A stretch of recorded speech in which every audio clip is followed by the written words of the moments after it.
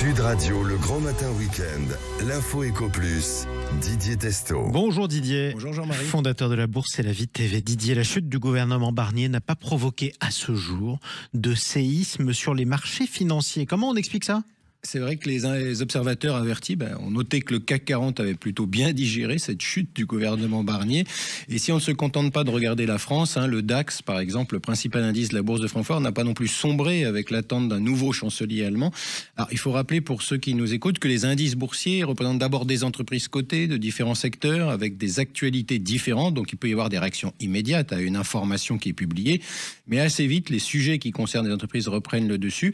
Puis, autre élément à prendre en compte, personne ne doutait du scénario qui s'est passé. L'adoption de la motion de censure visant à faire chuter le gouvernement Barnier fut donc un non-événement pour les investisseurs car largement anticipé. Alors, ça veut dire que la crise est terminée ou pas ?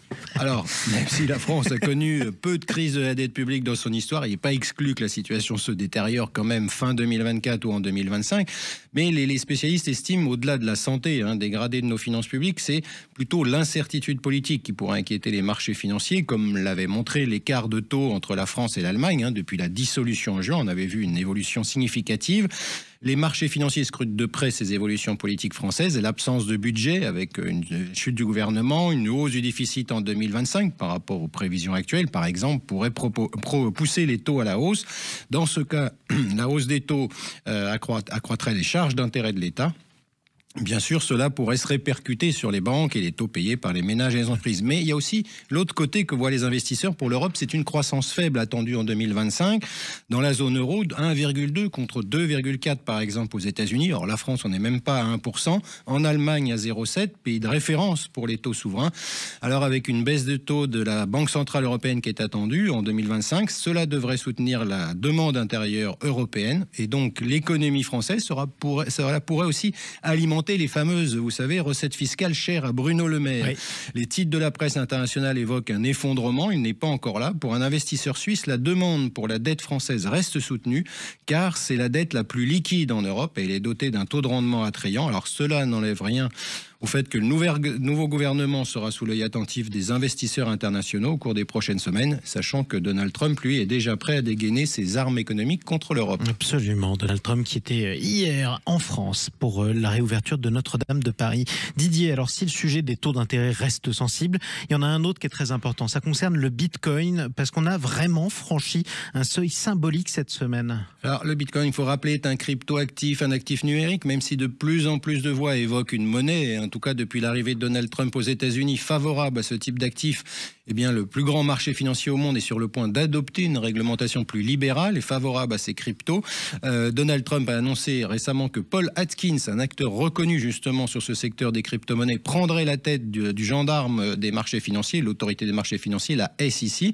Les variations sont importantes, symboliques, $100 000. C'est un cap qui a été franchi cette semaine. Alors forcément, il va y avoir de la publicité sur cet événement. Vous allez voir des pseudo-spécialistes de la finance vous dire « Ah, si vous en aviez, mon bon monsieur, vous vous rendrez compte, aujourd'hui vous seriez milliardaire ». Personne ne peut empêcher cela. Alors le Bitcoin pourrait valoir beaucoup plus ou beaucoup moins. C'est le propre des actifs qui n'ont que la valeur qu'on leur donne à un instant T. À noter quand même, selon le fournisseur de données CoinGecko, que la valeur totale du marché des crypto-monnaies aujourd'hui a presque doublé depuis le début de l'année pour atteindre un record, 3 800 milliards de dollars. C'est plus que la capitalisation boursière d'Apple. Alors Didier, on va parler aussi de la spéculation. Vous allez nous parler d'art pour une fois, une œuvre d'art éphémère. Oui, nous sommes dans une période folle, faut quand même l'avouer, où une banane avec un scotch peut être achetée 6 millions de dollars, puis être mangée par celui qui l'a achetée. L'œuvre consistait en une banane accrochée à un mur avec un morceau de scotch, donc argenté, intitulée Comedian. Elle avait été créée par l'artiste provocateur italien Maurizio Cattelan et elle avait donc été vendue 6,2 millions de dollars dans une vente aux enchères. Et Justin Sun, celui qui l'a acheté, donc, a décidé de manger cette banane. Pourquoi ? Alors ensuite, à une conférence de presse, car cela peut faire partie de l'histoire de cette œuvre d'art. Alors l'entrepreneur a 3 millions d'abonnés sur X, il se revendique comme un crypto-milliardaire. Il a dépensé en 2019 4,6 millions de dollars pour déjeuner avec l'emblématique milliardaire Warren Buffett.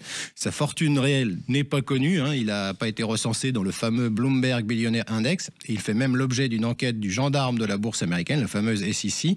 Mais voilà pour ce mouvement qui est quand même fou. On parle de crise financière, on parle de crise économique. Il y en a qui jettent l'argent par les fenêtres. Exactement, ou qu'ils mangent, comme ici. Merci beaucoup Didier Testot. On vous retrouve dimanche prochain pour un nouveau numéro de l'Info Éco Plus. À très bientôt sur la Bourse et la Vie TV. À bientôt.